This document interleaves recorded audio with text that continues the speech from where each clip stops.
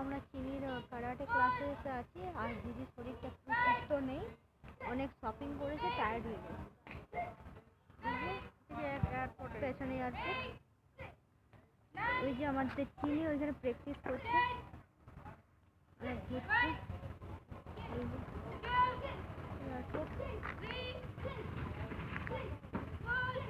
এখানে মানুষই প্রত্যেক দিন আসে।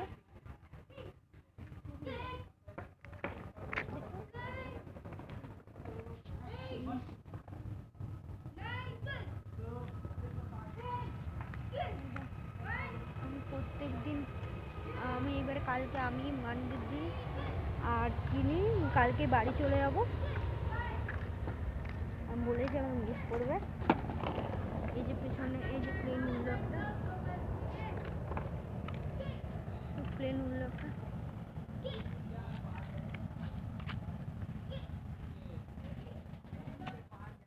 প্লেন উড়ে গেল, আরো 2-3টা প্লেন স্টে করে আছে।